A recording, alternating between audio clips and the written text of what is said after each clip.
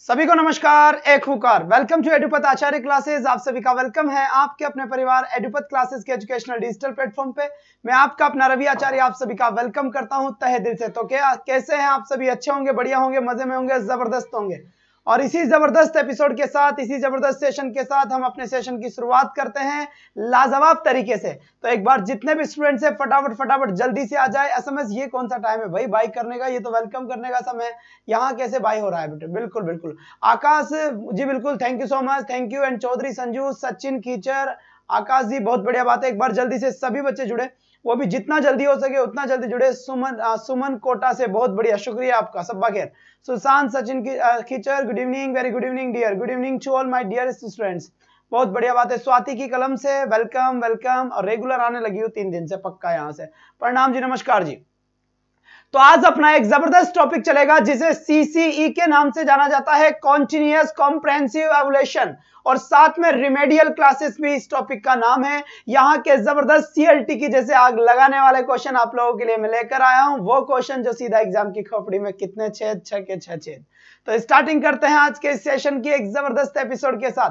तो कैसे आप सभी? अच्छे होंगे, बढ़िया होंगे, मजे में होंगे। तो यहां से देखिए पहला क्वेश्चन आप लोगों के लिए आता है। यहां से पहला क्वेश्चन आप लोगों के लिए आता है। सबसे पहले तो एक बात सुन ले बेटा, सबसे पहले तो एक बात सुन ले। यहां पर बेटा संपूर्ण राजस्थान का ब्रह्मास्त्र 12 घंटे लगातार क्लास चलेगी संडे को, सुबह 6 बजे से लगातार शाम 6 बजे तक 12 घंटे। यूट्यूब की दुनिया में बेटा एडुपत का पहला कारनामा, लगातार 12 घंटे क्लास होगी राजस्थान जीके की बेटा, जिसके अंदर राजस्थान पॉलिटी और साथ में ज्योग्राफी और साथ में आपका हिस्ट्री और आर्ट एंड कल्चर, इनका जबरदस्त समावेश होगा क्वेश्चन का। तो एक रविवार एक संडे एडुपत के नाम। तो तैयार रहे बेटा इस सिस्टम के साथ, यानी कि एडुपत के साथ 12 घंटे रविवार जुड़ना ना भूले ब्रह्मास्त्र के लिए। तो ये ब्रह्मास्त्र चलेगा बेटा संडे को। तो यहां से बेटा पहला क्वेश्चन बिल्कुल आपकी आंखों के सामने है। एक बार जल्दी से इसका राइट आंसर आप दे दे। बिल्कुल बेटा, बहुत बढ़िया बात है। मैं यहां से आपके कमेंट थोड़े से बड़े कर लेता हूं ताकि मुझे अच्छे से दिख जाए। बहुत बढ़िया बात है। We are watching from Mukherjee Nagar. Well done my dear students, well done. चलो जी बेटा, बहुत बढ़िया बात है। यहां से एकदम मस्त जवाब आया है। अब यहां से बहुत अच्छी बात, बहुत अच्छी बात। तो बच्चे यहां से आपको प्रॉपर तरीके से क्वेश्चन दिख रहा होगा, नहीं दिख रहा तो मैं थोड़ा सा आपको दिखाना चाहूंगा। यहाँ पे स्टूडेंट्स बिल्कुल सही है, आपको दिख तो रहा होगा पूरा क्वेश्चन, कोई प्रॉब्लम नहीं होगी मेरे ख्याल से। तो जी हाँ सर, इनिशियल से नैनीताल से नमस्कार, बहुत बढ़िया बेटा, नमस्कार जी। तो यहां पर पहला क्वेश्चन आप लोगों के सामने होगा, और पहला क्वेश्चन क्या कहने की कोशिश कर रहा है, ध्यान से सुने। The meaning of the word evolution, बेटा इसका मतलब क्या होता है? सबसे पहले तो इसे क्या कहते हैं? मूल्यांकन कहते हैं। क्या कहते हैं इसे? मूल्यांकन कहते हैं। मूल्यांकन क्या होता है, कैसे होता है, ये सारी बातें अपनी कंप्लीट हो चुकी थी।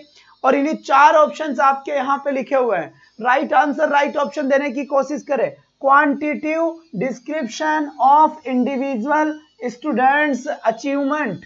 यहां पर क्या कहना चाह रहा है बेटा? मूल्यांकन के बारे में ये कहना चाह रहा है कि क्वांटिटी के हिसाब से इंडिविजुअल स्टूडेंट का मूल्यांकन, उसकी अचीवमेंट का मूल्यांकन करना ही मूल्यांकन होता है।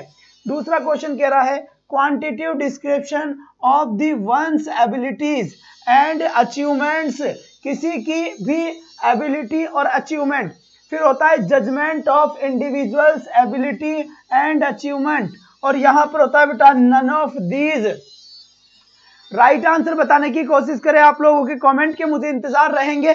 इसका बेटा जबरदस्त तरीके से आंसर आना चाहिए। हर स्टूडेंट्स का आंसर करेक्ट जाइए, मैंने पढ़ाया था। अगर आप बच्चों ने पढ़ा होगा तो बिल्कुल सही लग रहा होगा, और अगर आपने नहीं पढ़ा तो फिर आपको समस्या आएगी इस क्वेश्चन में। जल्दी से जो भी नए स्टूडेंट आए हैं वो भी इसका आंसर दे बेटा। जितने भी नए स्टूडेंट आए हैं वो भी क्या करें, इसका आंसर दे।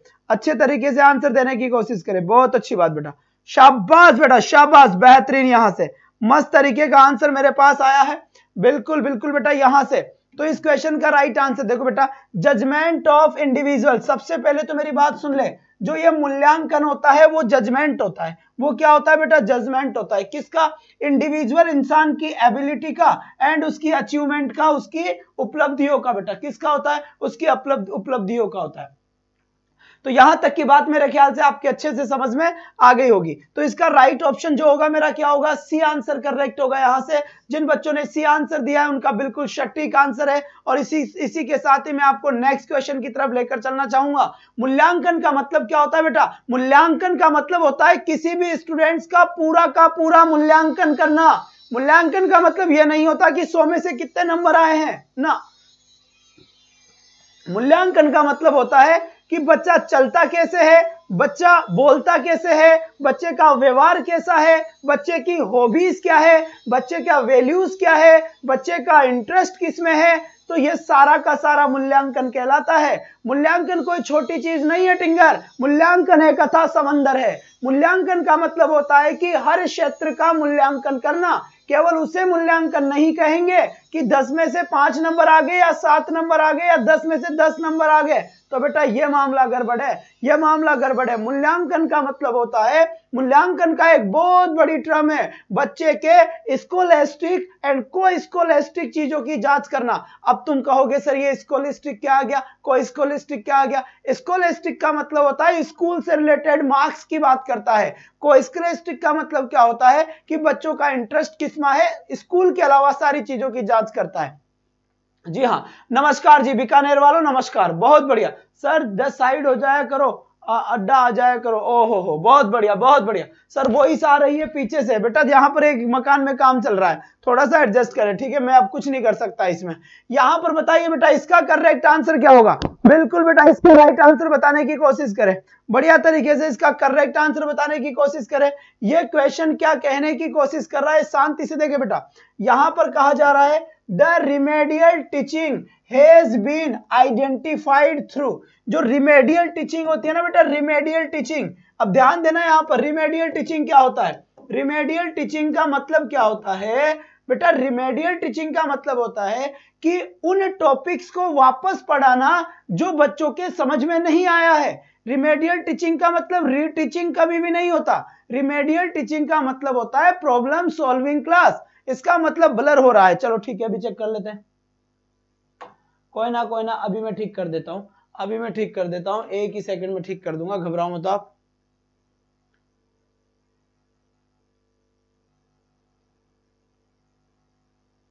चलो बिल्कुल अब सही है यहां पर, है ना? बिल्कुल बेटा बिल्कुल, बहुत बढ़िया बात है। तो रिमेडियल टीचिंग का मतलब क्या होता है, ध्यान से देखिए। रिमेडियल टीचिंग का मतलब समझ गए आप कि उन टॉपिक्स को कवर करना या उन टॉपिक्स को पढ़ाना जो बच्चे के आधे अधूरे हैं। Achievement test given to student. The remedial teaching has been identified through. Remedial teaching कैसे आइडेंटिफाई की जाती है? Continuous assessment of the students in the class, है ना, unsuccess of the students in the class और अबव ऑल। बताए बेटा इसका राइट आंसर क्या होगा?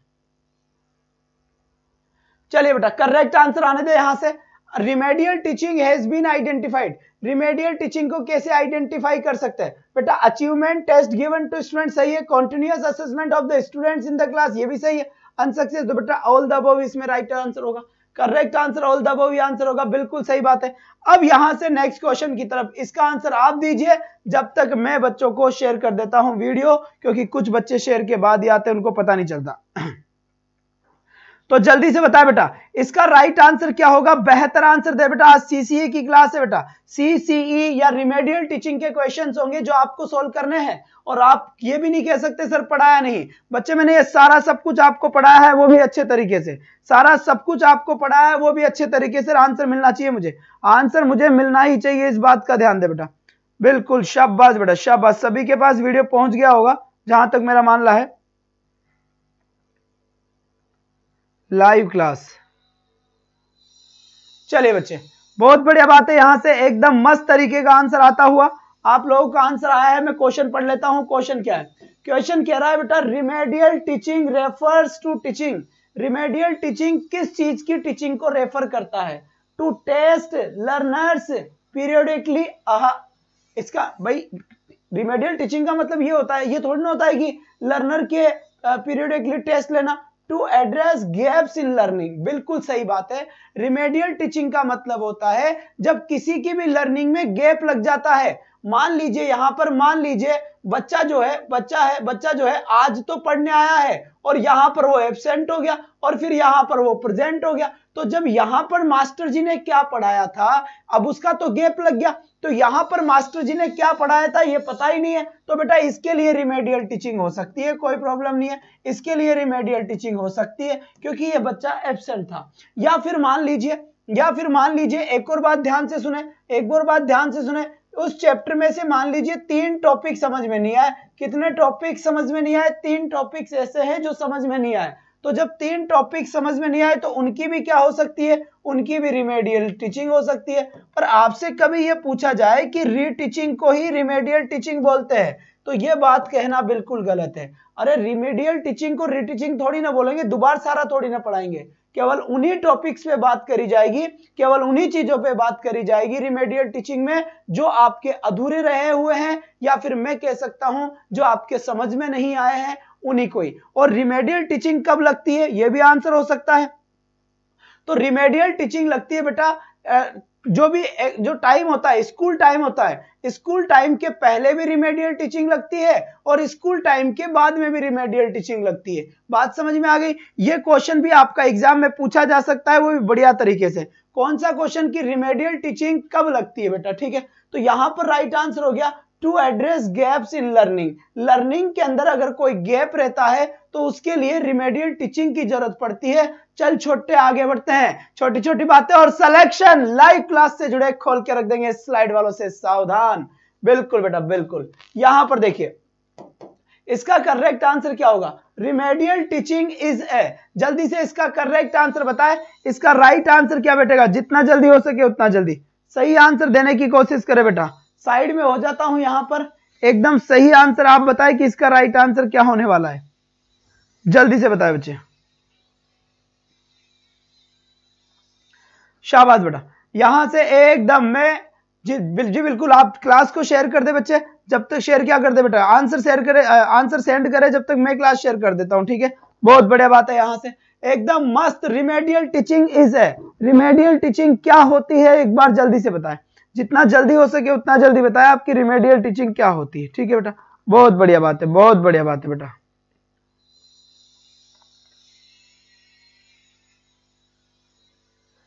चलिए शाबाश बच्चे शाबाश। तो यहां पर देखिए रिमेडियल टीचिंग क्या है? रिमेडियल टीचिंग एक प्रोसेस होता है। क्या होता है? रिमेडियल टीचिंग एक प्रोसेस होता है। तो आपसे पूछ सकता है कि रिमेडियल टीचिंग क्या है? रिमेडियल टीचिंग एक प्रोसेस है। क्यों? क्योंकि बेटा देखो यहां पर सबसे पहले मान लीजिए यहां पर कोई स्टूडेंट है, यहां पर कोई स्टूडेंट है, तो ये रिमेडियल टीचिंग देने से पहले डायग्नोस्टिक टेस्ट होगा, डायग्नोस्टिक टेस्ट होगा। इस डायग्नोस्टिक टेस्ट में हमें क्या चलता है? पता चलता है, मतलब जानकारी मिलती है। इससे ये जानकारी मिलती है कि बच्चे की समस्या क्या है। जब हमें जानकारी पता चल जाती है उसके बाद फिर हम उसे क्या दे देते हैं? रिमेडियल टीचिंग दे देते हैं, रिमेडियल टीचिंग दे देते हैं। रिमेडियल टीचिंग का मतलब क्या हो गया? जो भी समस्याएं थी उनका समाधान करने में लग जाते हैं। ठीक है, जिस तरीके से डॉक्टर कभी भी मान लो पेट दर्द हो रहा है और डॉक्टर के पास हम गए तो वो दवाइयां थोड़ी ना देता है, सबसे पहले वो हमें डायग्नोस कराने की बात करता है। वो कहता है कि साहब जाइए और जाकर अब किसी डायग्नोस्टिक सेंटर पे जाके अपने पेट की सोनोग्राफी करा के लेके आओ। जब सोनोग्राफी वो देखेगा तभी तो उसे पता चलेगा कि समस्या क्या है। तो रिमेडियल टीचिंग देने से पहले जो टीचर होता है पहले पता लगाता है कि इस बच्चे की प्रॉब्लम क्या है। जब बच्चे की प्रॉब्लम पता चल जाती है ना उसके बाद वो उसको रिमेडियल टीचिंग देना शुरू कर देता है। तो ये एक प्रोसेस होता है पूरा का पूरा। ठीक है, तो राइट आंसर क्या हो बच्चे? इसका करेक्ट आंसर हो गया अपना ए आंसर बिल्कुल सटीक आंसर हो गया, ताबड़तोड़ बैटिंग करता हुआ। और इसी के साथ ही नेक्स्ट क्वेश्चन यहां पर एक जबरदस्त क्वेश्चन यहां पर आया बेटा। क्वेश्चन वो जो सीधा सिलेक्शन करवाया बेटा, ध्यान रखना। हो सकता है आपको पढ़ने में थोड़ा समस्या आएगा क्वेश्चन को, लेकिन बेटा आपका टाइम वेस्ट करने का वो नहीं है मेरा बेटा। क्वेश्चन ऐसे ही आएंगे जैसे एग्जाम में आएंगे, ठीक है, वैसे ही क्वेश्चन करवाना पड़ेगा, क्योंकि फिर कोई मतलब नहीं अगर छोटे मोटे क्वेश्चन करवाऊंगा तो। लिखा हुआ है बच्चे, क्या लिखा हुआ है? क्वेश्चन को ध्यान से पढ़े। और यहां पर कई सारे बच्चों ने लाजवाब आंसर दिया है। हाँ जी बिल्कुल। और दूसरी बात, एक बात और सुने बेटा, कल मैंने एक क्वेश्चन बताया था लिंग्विस्टिक, है ना, लिंग्विस्टिक कॉम्पिटेंस का एक क्वेश्चन था कि लिंग्विस्टिक कॉम्पिटेंस का गोल क्या है, गोल डिजायर गोल क्या था। तो याद रखना है बेटा, इसमें से गलती हो गई थी, मिस्टेक हो गई थी। इसका डिजायर गोल किस में होता है? एएलएम में, ऑडियो लिंगुअल मेथड में होता है, ऑडियो लिंगुअल मेथड में होता है। ठीक है, और कम्युनिकेटिव कॉम्पिटेंस अगर होता, कम्युनिकेटिव, ये भी क्वेश्चन था, ये बिल्कुल सही था। कम्युनिकेटिव जो कॉम्पिटेंस है वो किस में होता है बेटा, सीएलटी में होता है। किस में होता है, सीएलटी में। तो लिंग्विस्टिक कॉम्पिटेंस पूछे तो बेटा वो होता है ऑडियो लिंग्वल मेथड में, और आपको कम्युनिकेटिव कॉम्पिटेंस पूछे तो वो किस में होता है बेटा, सीएलटी में, कम्युनिकेटिव लैंग्वेज टीचिंग में। मैंने आपको क्या करा था, लिंग्विस्टिक का आंसर मैंने सीएलटी पे टिक कर दिया था, सीएलटी पे नहीं होगा, एएलएम में होगा। तो ध्यान दे, linguistic competence audio lingual method की पार्ट है, और यहां से कम्युनिकेटिव कॉम्पिटेंस सीएलटी का पार्ट है। ठीक है, अब इस क्वेश्चन का राइट आंसर आ जाओ। Remedial teaching as a part formative assessment means, formative assessment means क्या होता है। अब यहां पे मेरी बात सुनना ध्यान से, एक एक वर्ड का जब तक आंसर समझ में नहीं आएगा, एक एक वर्ड को जब तक हम समझ नहीं पाएंगे, एग्जाम में आंसर नहीं होंगे। सबसे बड़ी समस्या आपके साथ जो एग्जाम में होने वाली है वो मैं भी बता देता हूं, आपको क्वेश्चन ही समझ में नहीं आएगा, आपको क्वेश्चन ही समझ में नहीं आएगा कि क्वेश्चन क्या था। ध्यान रखना बेटा। तो इसलिए सर कल के क्वेश्चन बिना बताए ही छोड़ देता, तो वो क्वेश्चन सेंड कर दो यहां पर फटाफट।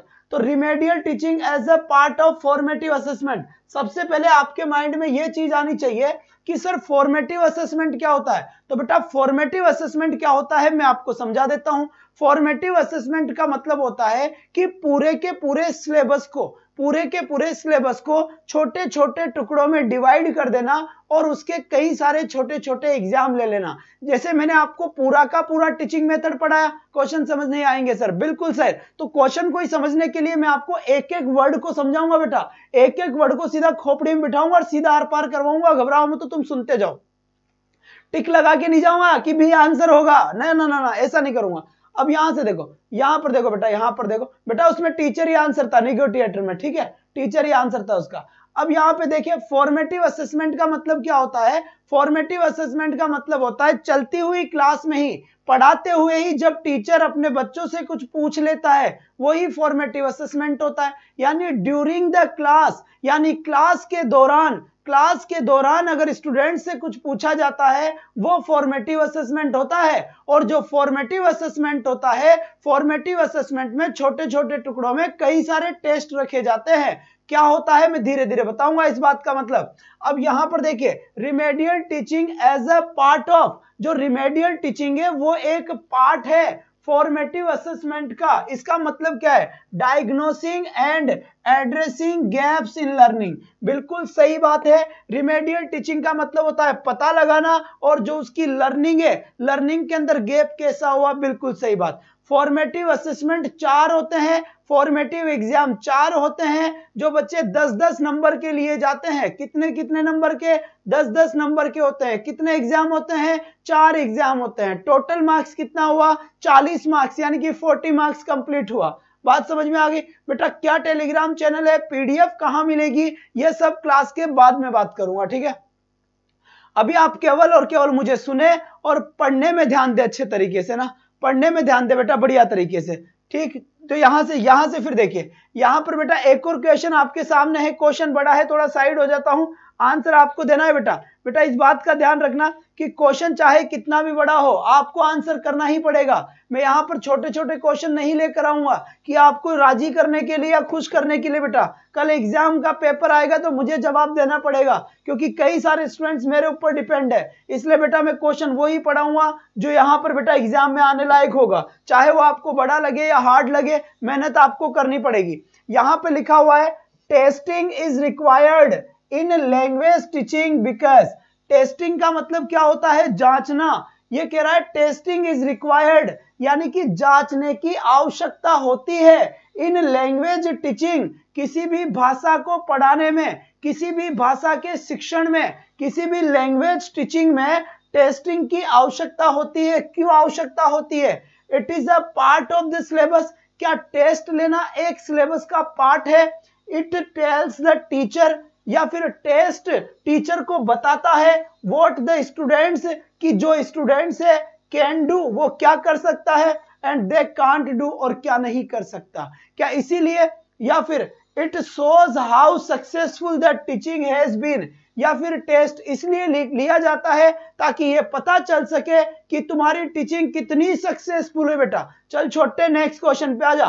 It tells the students, students को ये बताता है टेस्ट अबाउट देयर प्रोग्रेस, उनकी प्रोग्रेस के बारे में, इन लैंग्वेज भाषा में, लर्निंग में, और it tells about the achievement level of the learners. बिल्कुल यहां से 1,00,000 रुपए की बात कही है बेटा, छोटी छोटी बातें और सिलेक्शन लाइव क्लास से जुड़े खोल के रख देंगे, स्लाइड वालों से सावधान। यहां पर देख लो बेटा, यहां पर कहा जा रहा है कि टेस्टिंग रिक्वायरमेंट क्यों है, क्योंकि टेस्ट लेने से, एग्जाम लेने से, या फिर आपका एवुलेशन मूल्यांकन से एक स्टूडेंट को अपनी प्रोग्रेस का पता चलता है कि उसको क्या आता है या क्या नहीं आता, या फिर उसको अचीवमेंट लेवल का पता चलता है। जैसे मैं यहां पर मैं आपका टेस्ट ले रहा हूं और इस टेस्ट से आपको यह पता चलेगा कि आपके कितने क्वेश्चन सही है और आपके कितने क्वेश्चन गलत है, आपको इस बात का पता चलेगा यहां पर, ठीक है। तो इसीलिए साइड में हो जाया करो, ये लीजिए साइड में हो गया। इस क्वेश्चन का राइट आंसर बताइए जल्दी से। चलिए बेटा, बहुत बढ़िया बात है, बहुत बढ़िया। इसका राइट आंसर जल्दी से बताए, जितना जल्दी हो सके। साइड में हो जाया करो, हमें भी पढ़ने दिया करो क्वेश्चन को, ठीक है। आप ही पढ़ो क्वेश्चन को, बीच में नहीं आओ, मैं तो पढ़ू ही नहीं। बहुत बढ़िया बात है।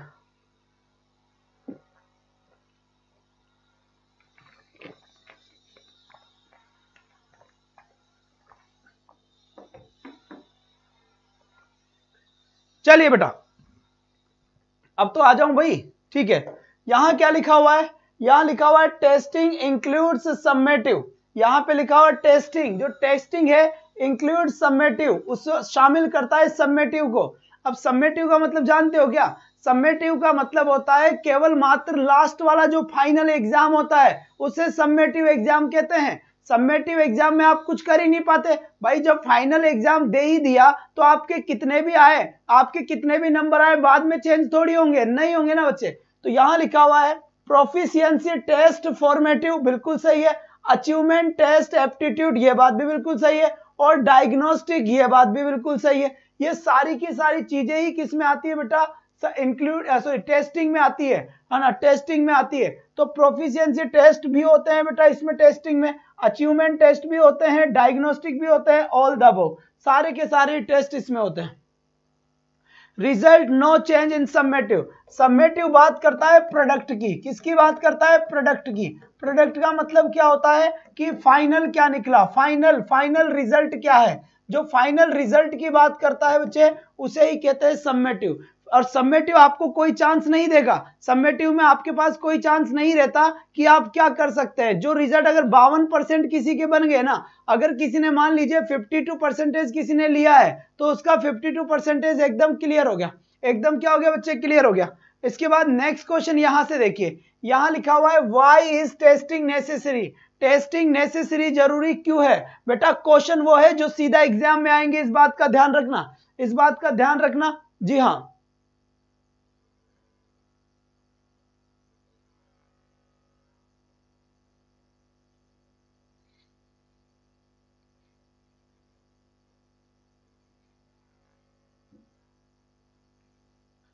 चलिए जल्दी से आ जाए बेटा, बहुत बढ़िया बहुत बढ़िया, शाबाश शाबाश। टेस्टिंग इज नेसेसरी, टेस्टिंग जरूरी क्यों है? इसका आंसर जल्दी से दीजिए। Testing is necessary to know, यानी कि टेस्टिंग बहुत जरूरी है टू नो, जानने के लिए, the achievement level of the learners, learners का अचीवमेंट जानने के लिए कि लर्नर्स ने क्या प्राप्त किया है, यह जानने के लिए टेस्टिंग का होना बड़ा जरूरी है। इसके बाद testing is necessary for proper utilisation of language resources, बिल्कुल सही बात है। टेस्टिंग नेसेसरी आवश्यक है फॉर प्रॉपर यूटिलाइजेशन, उपयोगिता के लिए, किसके लिए? लैंग्वेज रिसोर्सेज, भाषा को संसाधन। सेवंथ में समेटिव की बात तो हो गई है क्या? क्या कहना चाह रहे हो? थोड़ा सही से लिखो ना।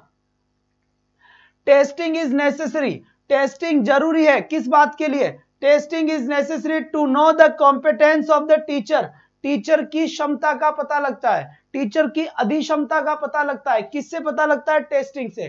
तो इसका मतलब एक बात समझ में आ गई कि मूल्यांकन दोनों के लिए ही जरूरी होता है, मूल्यांकन टीचर के लिए भी जरूरी होता है और टीचर के साथ साथ आपके स्टूडेंट के लिए भी जरूरी होता है। तो दोनों के लिए ही मूल्यांकन जरूरी होता है। आपसे ये पूछ ले कि मूल्यांकन किसके लिए जरूरी है, स्टूडेंट के लिए या टीचर के लिए या दोनों के लिए, तो याद रखें इस बात का, दोनों के लिए ही जरूरी होता है। समझ में आ गई भाई बात, बहुत बढ़िया। तो यहां पर जो राइट आंसर होगा अपना क्या होगा बच्चे, डी हो गया। 7 क्वेश्चन देखो भाई, टेस्टिंग इंक्लूड्स, टेस्टिंग में इंक्लूड किए जाते, इसको हटाओ ये गलत है। टेस्टिंग इंक्लूड्स, टेस्टिंग में इंक्लूड है तो ये सारी की सारी चीजें इंक्लूड होती है टेस्टिंग में, ठीक है, समेटिव लिखा हुआ नहीं है वहां पर। चलो बेटा बता दिया, रिपीट कर दिया आपको, ठीक है। इसके बाद यहां से देखिए, यहां पर देखिए बेटा इसका करेक्ट आंसर क्या होगा, जल्दी से बताए। क्वेश्चन आपके सामने है बेटा, क्वेश्चन बिल्कुल आपके सामने है, और एक बार जल्दी से इसका राइट आंसर बता दे। The latest scheme of the evolution outlined by the CBSE normally, CBSE normally, इसका करेक्ट आंसर क्या होगा, इसका राइट आंसर क्या होगा, एक बार जल्दी से बताए, जितना जल्दी हो सके उतना जल्दी इसका करेक्ट आंसर क्या होने वाला है और क्या नहीं, एक बार इसका करेक्ट आंसर बता दे बेटा।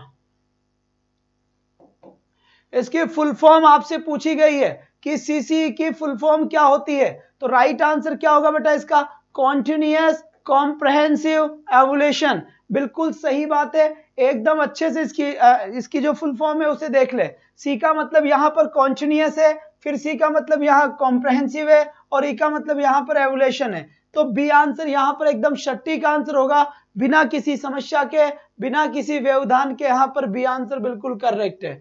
इसके बाद नेक्स्ट क्वेश्चन की अगर मैं बात करूं आपसे, तो नेक्स्ट क्वेश्चन लिखा हुआ है the aim of remedial teaching, remedial teaching का उद्देश्य क्या है। एम का मतलब होता है उद्देश्य। क्वेश्चन का एक एक वर्ड पढ़ना है शांति से, अगर क्वेश्चन का एक एक वर्ड पढ़ लिया ना तो मामला सही हो जाएगा, है ना बेटा, जल्दबाजी ना करें, एक एक वर्ड क्वेश्चन का पढ़े, जब भी जाकर काम चलेगा आगे, जब भी जाकर क्या चलेगा, काम चलेगा। तो मस्त तरीके से पढ़े बेटा।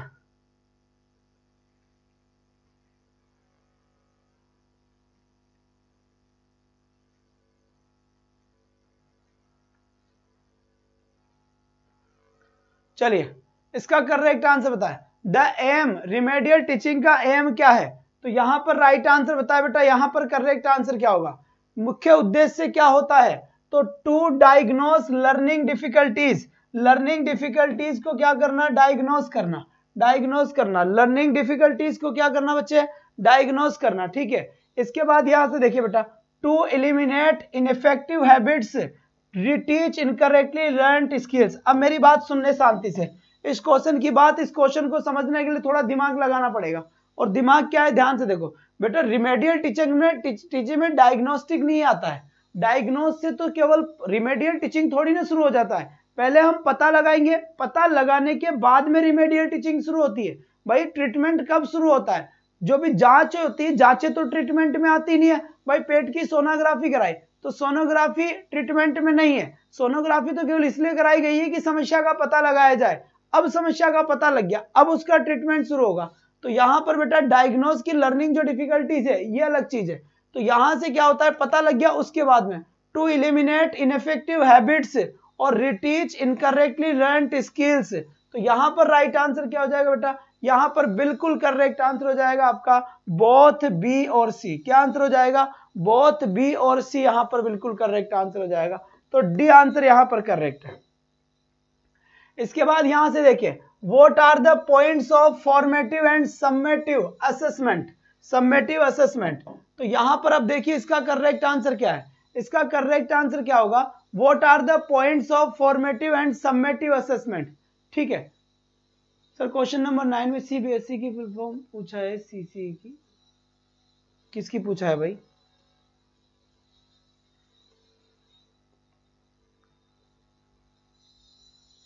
चलो जी, नहीं बेटा सीबीएसई की नहीं पूछा, सीबीएसई ने जिस चीज को जनरेट किया है तो इसको जब सीबीएसई में इंक्लूड हुआ है, सीएबीसी में इस पैटर्न पे काम किया है, ये बता रहा है यहाँ पर, फुल फॉर्म नहीं है। चलो जी, अब इसका राइट आंसर बताओ, इसका करेक्ट आंसर क्या होगा, लिखा हुआ है what are the points of formative and summative, what are the points of formative और समेटिव असेसमेंट की बात चल रही है, फॉर्मेटिव और समेटिव असेसमेंट की यहां पर बात चल रही है।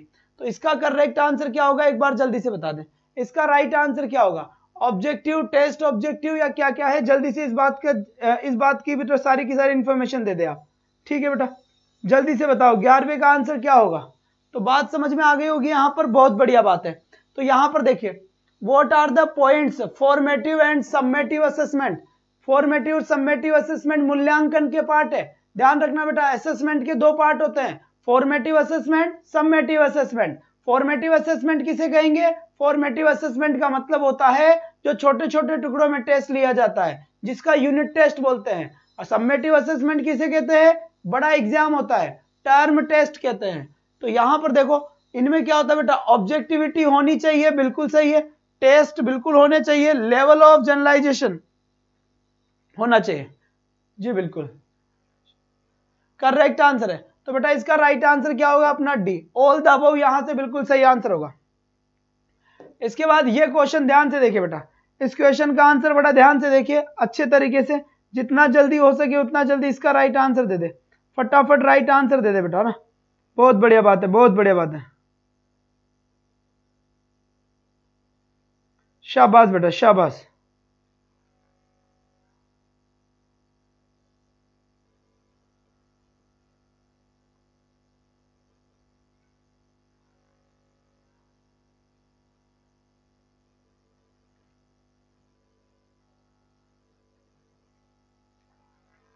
चलिए बच्चे, इसका राइट आंसर बताए, इसका करेक्ट आंसर क्या होगा?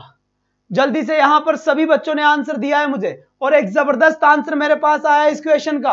यहां पे लिखा बैकवर्ड चिल्ड्रन आर, कौन से ऐसे बच्चे होते हैं जो पिछड़े हुए बालक होते हैं? बैकवर्ड बच्चे किसे कहते हैं? पिछड़े बालक किसे कहते हैं? तो आपको इस बात का ध्यान रखना होगा, स्लो लर्नर, जो धीरे सीखते हैं, जिनकी गति सीखने की कमजोर होती है, उसको स्लो लर्नर कहते हैं। आईक्यू लेवल 80 से 90 यानी 82 उनका आईक्यू लेवल होता है। या फिर मेंटली सिक पर्सन्स, जो दिमाग से बीमार व्यक्ति होते हैं, हैविंग मेल एडजस्टमेंट, या फिर उसे कुसमायोजन कहते हैं। कैसे बच्चे? जो कुसमायोजन होते हैं, ठीक है, यहां पर तो उनके बिहेवियर के अंदर कुसमायोजन होता है, वही क्या होता है बेटा? ऑल द अबव आंसर होगा, अंडर अचीवर्स होते हैं। बिल्कुल सही है, तो इसका राइट आंसर बताएं।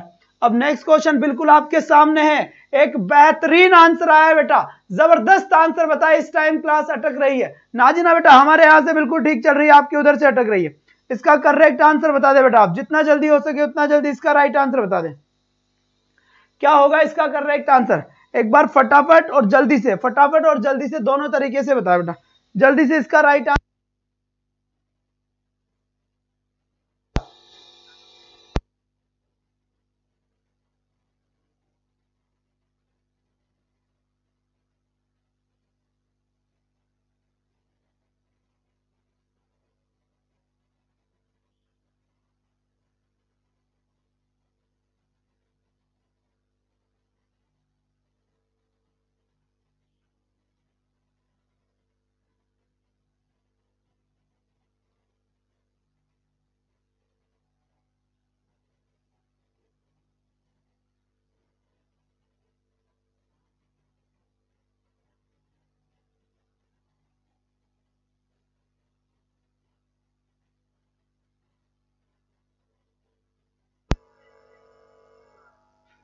चलिए बेटा, इसका करेक्ट आंसर क्या होगा एक बार आज? शाबाश बेटा। अब यहां पर देखिए, यहां क्वेश्चन क्या लिखा हुआ है? यहां क्वेश्चन लिखा हुआ है, which is the shortest term to assess and evaluate teaching in English. यहां पर कहा जा रहा है कि कौन सी शॉर्टेस्ट टर्म है, छोटी सी छोटी टर्म कौन सी है जो मूल्यांकन के काम में आती है। तो मूल्यांकन तो एक बड़ी चीज है, मूल्यांकन तो क्या है? एक बड़ी चीज है। तो यहां पर देखिए, टेस्ट करना, एग्जाम करना, एवुलेशन करना, नन ऑफ दीज। तो छोटी सी छोटी टर्म कौन सी होती है? साइड हो जाता हूं, अगर किसी को किसी भी टाइप की कोई समस्या है तो बेटा मैं साइड हो जाता हूं, पर इसका राइट आंसर आप दे दीजिए कि कौन सी छोटी टर्म है। छोटी सी छोटी टर्म का मतलब समझ रहे हो ना आप? बिल्कुल बेटा, बहुत बढ़िया बात है। तो कौन सी सबसे छोटी टर्म होती है? किसकी सबसे छोटी टर्म होती है बेटा? मूल्यांकन की। याद रखना है, टेस्ट, टेस्ट, इसकी उत्पत्ति किससे हुई है? टेस्टम, एक वर्ड था बेटा टेस्टम वर्ड, और टेस्टम वर्ड से क्या बना है? टेस्ट बना है। तो इस बात का ध्यान रखना है, किस बात का ध्यान रखना है? कि सबसे छोटी जो इकाई होती है टेस्ट की, उसे मूल्यांकन की, उसे टेस्ट कहते हैं। एग्जाम बड़ा होता है, एवोल्यूशन और भी बड़ा होता है। टेस्टम, बिल्कुल सही बात। लैटिन लैंग्वेज का शब्द है टेस्टम नाम का, उस टेस्टम शब्द से उत्पत्ति हुई है किसकी बच्चे? टेस्ट की। इसके बाद यहां से एक खतरनाक क्वेश्चन है बेटा, यहां पर क्वेश्चन वो जो सीधा सिलेक्शन करवाए, इस बात का ध्यान रखना है बेटा। छोटी छोटी बातें और सिलेक्शन लाइव क्लास से जुड़े खोल के रख देंगे, स्लाइड वालों से सावधान। तो इसका राइट आंसर क्या होगा? जितना जल्दी हो सके उतना जल्दी इसका करेक्ट आंसर बताए बेटा। इसका एकदम सटीक और करेक्ट आंसर क्या होगा? जितना जल्दी हो सके आप इसका आंसर दे दे। शाबाश बेटा, बहुत बढ़िया बात है, बहुत बढ़िया बात है, ठीक है, बहुत बढ़िया। तो यहां से देखिए एक बार जल्दी से जितना जल्दी हो सके उतना जल्दी आ जाए बेटा ना, जितना जल्दी हो सके उतना जल्दी आ जाए, फटाफट जितना जल्दी हो सके जल्दी से बता दे बेटा। इसका करेक्ट आंसर क्या है? In a good examination. शाबाश बेटा, इसका करेक्ट आंसर क्या होगा?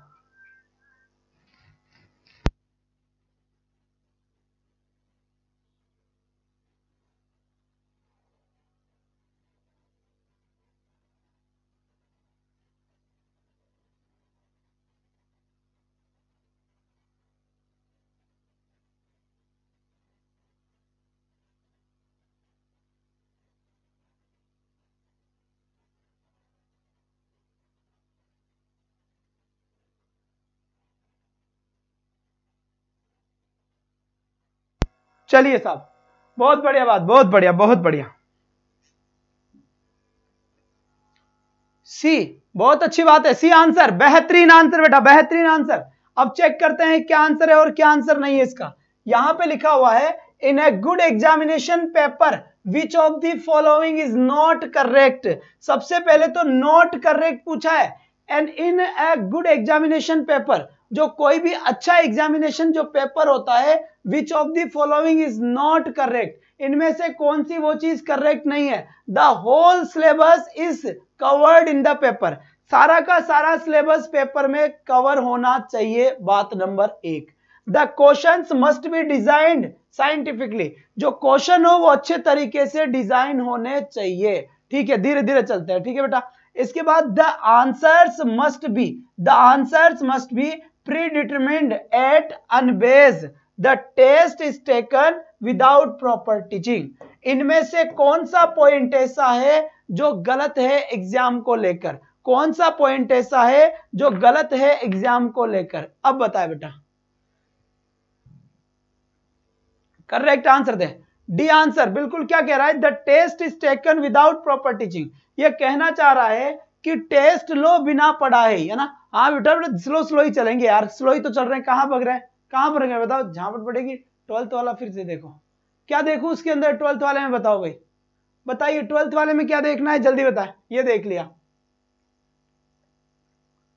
बैकवर्ड कौन से होते हैं? तो बेटा मेंटली सिक ये भी आते बैकवर्ड में, ये भी आते बैकवर्ड में, दो आगे तो ऑल द वे भी आंसर होना है यहां तो। अरे तो आईक्यू की बात नहीं कही गई है, पर तीनों पॉइंट बैकवर्ड चिल्ड्रन में ही आते हैं यहाँ पे।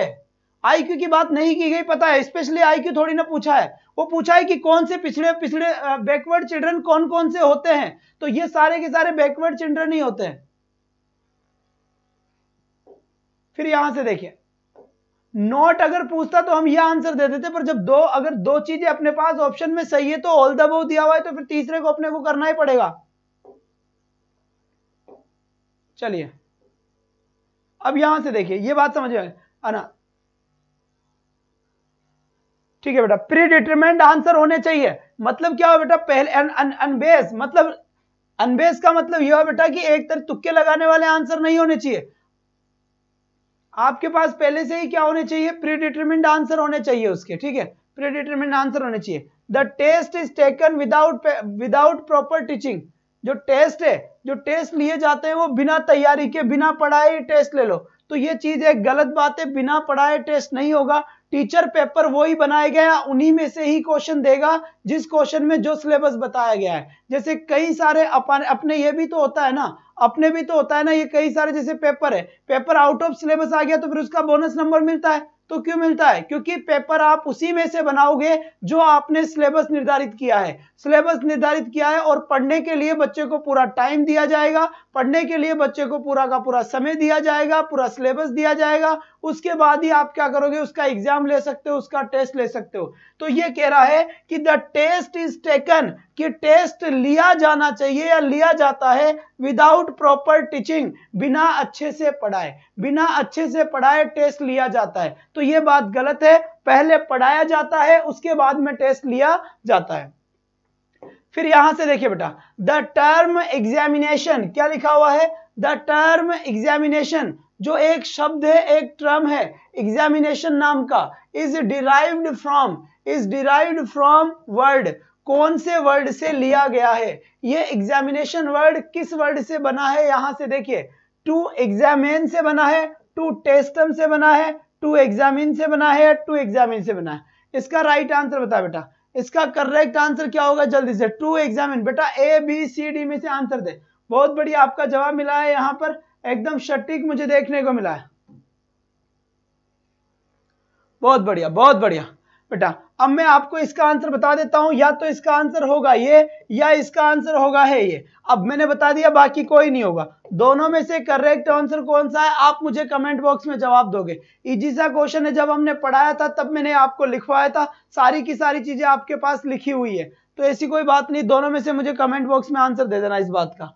इसके बाद नेक्स्ट क्वेश्चन आपके पास ये आता है बेटा, नेक्स्ट क्वेश्चन आपके पास क्या आता है? ये आता है, इसको अच्छे से पढ़े, अच्छे से पढ़ने के बाद में इसका आंसर दे। इसका आंसर आप पढ़ने के बाद आराम से दे। मैं थोड़ा साइड हो जाता हूं, क्वेश्चन बड़ा है। लीजिए बेटा, बहुत बढ़िया बात है, यहां से जबरदस्त बात है बेटा। यहां से मैं साइड हो जाता हूं, क्वेश्चन बड़ा है। सही आंसर क्या है?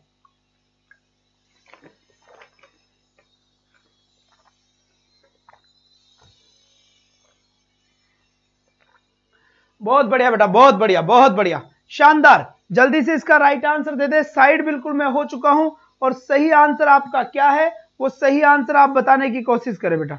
बहुत बढ़िया बात है, यहां से एकदम सटीक आंसर आपने दिया है, पढ़ाई अच्छा आंसर आपने दिया है बेटा।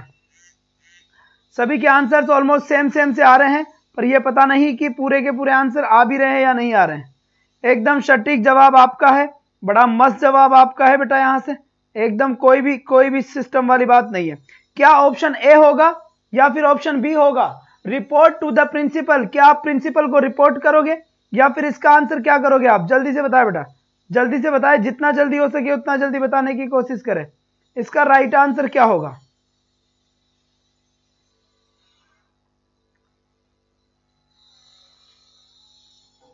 चले बच्चे, यहां पर साफ साफ क्या लिखा हुआ है, ध्यान से देखो।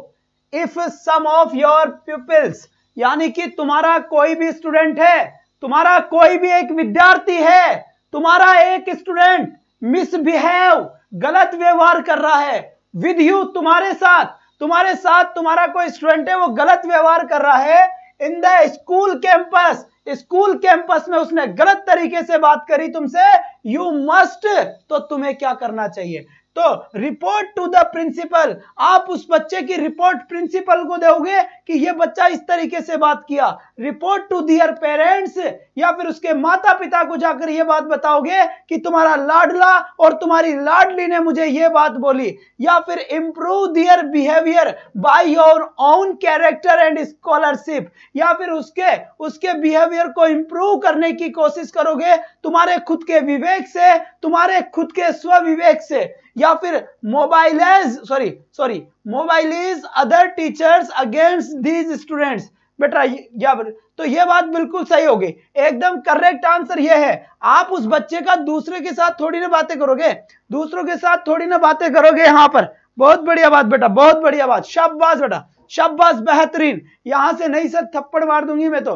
हाँ भाई रिया थप्पड़ मार देगी, तो तुम एक अच्छी टीचर नहीं हो, इसका मतलब बिल्कुल तुम कतई नहीं हो, कतई जहर टीचर नहीं हो।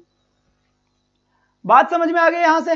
बिल्कुल करेक्ट समझ में आया या नहीं आया? डी ऑप्शन एक्सप्लेन करो बेटा। Other teachers against these students, उस स्टूडेंट्स के खिलाफ दूसरे टीचर को भी जाकर कहोगे कि यह नालायक बंदा पैदा होकर आया है मेरी जिंदगी के अंदर, मुझे ऐसे बोला मास्टर जी, चलो चलो यहां से, चलो चलो यहां से, ऐसे बोला मुझे। बिल्कुल सबसे पहले इसको खाली कर देना भाई साहब, बहुत बढ़िया बात है, बहुत बढ़िया बात है, मजा आ गया यहाँ पर, मजा आ गया यहाँ पर। और एकदम करेक्ट आंसर यहां से बेटा। इस क्वेश्चन का राइट आंसर क्या होगा, जल्दी से, पहले इसको खाली कर देना। राइट आंसर इसका क्या होगा, जल्दी से, शाबाश बेटा शाबाश। चलिए इसका करेक्ट आंसर बताए जल्दी से। बहुत बढ़िया बात है बेटा, बहुत बढ़िया बात है, शाबाश बच्चे शाबाश, उम्दा प्रदर्शन, बेहतरीन, बिल्कुल कतई कतई मजा आ गया भाई, कतई मजा आ गया। अब यहां से देखिए यहां पर राइट आंसर क्या होगा, जल्दी से, स्वाति की कलम से, बहुत बढ़िया बात है। जीत यादव भरतपुर, बहुत बढ़िया बात बेटा, बहुत बढ़िया बहुत बढ़िया। यहां पे लिखा हुआ है arrange the following teaching process in order. क्या लिखा हुआ है, यहां पे लिखा हुआ है arrange the following teaching process in order. जो अपने को चाहिए वो ही डाल दे सर, नाम लिख दे 12 आवर्स महामैराथन, बहुत बढ़िया। चलिए यहां पर देख लीजिए, यहां पर इसका करेक्ट आंसर क्या होगा, अब शांति से देखिए, और इसको थोड़ा सा मैं छोटा करना चाहूंगा। लीजिए बच्चे, अब ये क्या कह रहा है, इस क्वेश्चन को ध्यान से सुन लो। Arrange the following teaching process in order, यहां पर दिमाग लगाए कि arrange the following teaching process, जो कौन सा टीचिंग प्रोसेस यहां पर हम अनुसरण करेंगे सही तरीके से, कौन सा। यहां पर बेटा 5-7 चीजें आपको नजर आ रही होगी। Relating the present knowledge with the previous knowledge, सबसे पहली चीज हम रिलेट करेंगे प्रेजेंट नॉलेज को, जो भी बच्चा पहले से ही जानता है उस चीज से हम क्या करेंगे, रिलेट करने की कोशिश करेंगे। उसके बाद एवोल्यूशन मूल्यांकन करेंगे, फिर हम रीटीचिंग करेंगे, फिर हम फॉर्मुलेट ऑब्जेक्टिव्स करेंगे, या प्रेजेंटेशन ऑफ मटेरियल करेंगे। प्रेजेंटेशन ऑफ क्या करेंगे बेटा, मटेरियल करेंगे। बात समझ में आ गई यहां पर। अब इनमें से सबसे पहला काम कौन सा होगा, उसके बाद दूसरा काम कौन सा होगा, इसके बाद तीसरा काम कौन सा होगा। चलिए बच्चे शाबाश बेटा, बहुत बढ़िया बहुत बढ़िया बहुत बढ़िया। अब जल्दी से राइट आंसर बता दे, कौन सा करेक्ट आंसर होगा, कौन सा करेक्ट आंसर नहीं होगा। बहुत बढ़िया बात है बेटा, बहुत अच्छी बात, बिल्कुल बिल्कुल सही है, शाबाश बेटा शाबाश, बहुत बढ़िया बात है। यहां से सीधा बाईपास सर्जरी होती है वही क्वेश्चन की, एक धमाकेदार तरीके से आना चाहिए बेटा, जज्बा होना चाहिए इस आंसर के लिए। यहां पर सबसे पहले क्या करेंगे, तो सबसे पहले भाई साहब प्रेजेंटेशन ऑफ मटेरियल करेंगे, क्या करेंगे, या फॉर्मुलेट ऑब्जेक्टिव्स करेंगे, क्या करेंगे बेटा। तो सबसे पहले हम क्या करेंगे, उद्देश्य निर्धारित करेंगे। सबसे पहले हम उद्देश्य निर्धारित करेंगे कि मामला क्या होगा बेटा। उसके बाद relating present knowledge with previous knowledge करेंगे। उसके बाद बेटा प्रेजेंटेशन ऑफ मटेरियल होगा। उसके बाद क्या होगा बेटा, एवोल्यूशन होगा। और उसके बाद क्या होगा बेटा, रीटीचिंग होगा। तो रीटीचिंग का काम कब होगा, जब एक बार हम सब कुछ पढ़ा देंगे, और जब हमें इस बात का पता चल जाएगा, जब हमें इस बात का पता चल जाएगा कि बच्चे की क्या समस्या है और क्या समस्या नहीं है। सब लियो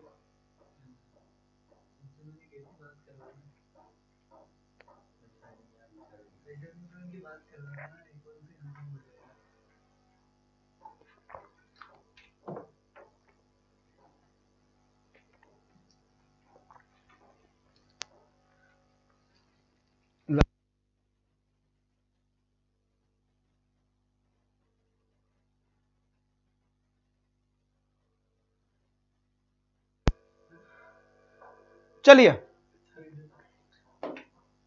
अब यहां पर देखिए, यहां पर राइट आंसर क्या होगा, जल्दी से देखें जल्दी से देखें।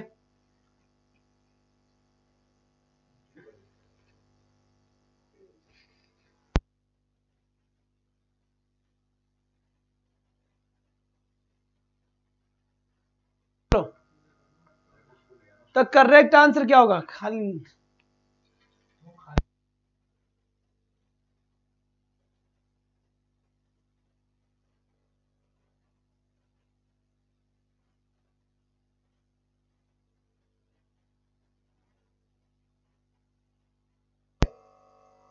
शाबाश बच्चे। यहां से देखिए, यहां से सबसे पहले तो राइट आंसर क्या होगा अपना, डी हो गया। इसके बाद इस क्वेश्चन का राइट आंसर देखिए, यहां पर क्या लिखा हुआ है, साफ साफ देखिए यहां पर comprehensive evolution refers to assessment of, यहां पे लिखा हुआ है comprehensive evolution refers to assessment. जो ये इसका मतलब क्या होता है, व्यापक, क्या होता है इसका मतलब, व्यापक। अब यहां क्या कह रहा है, ये जो व्यापक मूल्यांकन होता है, क्या होता है, जो व्यापक मूल्यांकन होता है रेफर्स टू असेसमेंट, वो किस चीज को असेसमेंट करता है, यानी कॉम्प्रिहेंसिव में किस चीज का मूल्यांकन किया जाता है। ठीक है, कॉम्प्रिहेंसिव में किस चीज का मूल्यांकन किया जाता है, यह बात हमें समझना है। कॉम्प्रिहेंसिव में किस चीज का मूल्यांकन किया जाता है, यह बात आपको समझना पड़ेगा। ठीक है, अब यहां से अगर हम बात करेंगे तो यहां से बोथ बिल्कुल सही है। स्कोलेस्टिक, एक तो स्कोलेस्टिक एंड को स्कोलेस्टिक एरियाज, स्कोलेस्टिक और को स्कोलेस्टिक एरियाज, ये दोनों ही तरीके के एरियाज है, दोनों ही तरीके के क्या है बेटा, ये एरियाज है, दोनों को ही मूल्यांकन किया जाता है। इस बात का आप ध्यान रखें। बात समझ में आ गई यहां से? तो राइट आंसर क्या हो गया यहां पर बेटा, सी आंसर बिल्कुल करेक्ट आंसर हो गया, एकदम एब्सोल्युटली राइट आंसर। अब यहां पर देखिए क्वेश्चन नंबर 19 क्या लिखा हुआ है। क्वेश्चन नंबर 19 यहां पर लिखा हुआ है टू कवर ऑल कोर्सेज, यानी कि सारे के सारे कोर्सेज को कवर करना। To cover all courses in minimum time, कम से कम समय में। ठीक है, which type of question should be asked, किस टाइप के क्वेश्चन पूछे जाते हैं। कम समय में ज्यादा से ज्यादा चीजों को कवर करना, उसमें कौन सी चीजें, काहे की छुट्टी होगी अभी इतनी जल्दी, नहीं समय होने वाला है, बिल्कुल बिल्कुल। चलिए, तो इसमें आ जाए बेटा ऐसे type question, short type question, objective type question, both A या बी। जल्दी से राइट आंसर सेंड कर दे बेटा, बहुत बढ़िया बात, एकदम धमाकेदार एंट्री के साथ सीधा बाईपास सर्जरी होती हुई और बॉल सीधी बाउंड्री लाइन के बाहर। इस क्वेश्चन का राइट आंसर देने वाले सभी के सभी महारथी करण यहां पर पहुंच चुके हैं भाई साहब सीता स्वयंवर में। तो यहां से कौन सा आंसर करेक्ट होगा? सबसे पहले तो इनकी बत्तियां बुझ गई, बिल्कुल बत्तियां बुझाओ जी, ए को बी को लाओ जी, ये वाला मामला बिल्कुल हुआ गलत। और सही आंसर क्या हुआ बेटा, डी, ऑब्जेक्टिव क्वेश्चन। आपके पेपर में कैसे क्वेश्चन आते हैं? ऑब्जेक्टिव क्वेश्चन आते हैं, लेकिन आपको पढ़ना कितना बड़ा पड़ता है, सारी की सारी किताबें पढ़नी पड़ती है। क्वेश्चन के 4 ऑप्शन आते हैं, option A, option B, option C. आफरीन, उम्दा प्रदर्शन, बेहतरीन। तो यहां से राइट आंसर क्या होगा बेटा, objective type questions will be correct answer for the question. क्योंकि ऑब्जेक्टिव टाइप क्वेश्चन में आपको यह पता होना चाहिए कि 3 कौन से गलत है और क्यों गलत है, तभी तो मामला एक सही पे जाकर बैठेगा। तो यहां से बेटा नेक्स्ट क्वेश्चन आता है आप लोगों के लिए, ये अ गुड, यहां पर क्या लिखा हुआ बेटा, a good answer should be. एक अच्छा आंसर कौन सा होता है? क्या ये रिलेवेंट हो, या फिर वो लॉजिकल हो, या फिर वो कंप्लीट हो? किस टाइप का आंसर करेक्ट आंसर होता है बेटा? धमाकेदार आंसर होना चाहिए इस क्वेश्चन का, आटा सावन की घटा, फटाफट क्वेश्चन को सल्टा। तो यहां से बेटा याद रखना है छोटी छोटी बातें। और सिलेक्शन लाइव क्लास से जुड़े खोल के रख देंगे स्लाइड वालों से सावधान। तो यहां से बेटा ध्यान रखना, मोहल्ले में बहुत सारे लोग हैं बेटा, ऐसे बहुत सारे लोग हैं ना, ध्यान रखना जी। तो करेक्ट आंसर यहां से क्या होगा? एक जबरदस्त आंसर यहां मेरे पास आया है बेटा, एक गुड आंसर। आपके आंसर होना चाहिए रिलेवेंट, जैसा क्वेश्चन पूछा जाए उससे जुड़ा हुआ आंसर होना चाहिए, या लॉजिकल आंसर होना चाहिए बेटा, या एक कंप्लीट आंसर होना चाहिए। माशाल्लाह, डी आंसर होगा यहां। राइट आंसर क्या होगा बेटा, डी। और इसके बाद फिर यहां से 21, क्वेश्चन नंबर 21 आ जाइए जल्दी से। यहां कह रहा है to express one's own view and imagination, which type of question should be asked. किस टाइप के क्वेश्चन पूछे जाते हैं, है ना, अपने खुद के विचार और कल्पना को रखने के लिए। शॉर्ट आंसर टाइप क्वेश्चन पूछे जाएंगे। शॉर्ट आंसर टाइप में तो कल्पना छोटी सी ही बता पाओगे, और तुम्हारी कल्पना का कोई अंत नहीं है। तो कल्पना के लिए तुम्हें बड़े बड़े 450 5 पेज की गारंटी। तो यहां से बेटा ऐसे टाइप क्वेश्चन ऐसे होते हैं जिसमें आप अपनी पूरी की पूरी भावनाओं को उसमें लिख सकते हैं बढ़िया तरीके से। कौन से तरीके से? बढ़िया तरीके से। तो इसका जो राइट आंसर होगा, वो राइट आंसर क्या होगा बेटा, इसका करेक्ट आंसर अपना सी राइट आंसर होगा। बात समझ में आ गई? ठीक है बेटा, जी हां। इसके बाद ये क्वेश्चन आपके लिए है, what kind of work is remedial teaching, और इसका आंसर मैं आपको बताऊंगा कल। और आप बता देना मुझे यहां पर जल्दी से, हटा सावन की घटा, कमेंट बॉक्स में आंसर आना चाहिए इसका जब क्वेश्चन हो जाए। और बेटा वीडियो को पूरे राजस्थान से यूक्रेन तक पहुंचा देना बेटा, युद्ध के अंदर पहुंचा देना उसको, ताकि अच्छे तरीके से जज्बे के साथ राजस्थान के अंदर वीडियो जाना चाहिए रिमेडियल टीचिंग का, सीसी का, एक बेहतरीन तरीके से, एक शानदार तरीके से। ठीक है बेटा, तो आज के लिए बस इतना ही। कल आपसे फिर मिलूंगा सेम टाइम और सेम जगह। That's all for today, thanks for watching, bye bye guys, take care.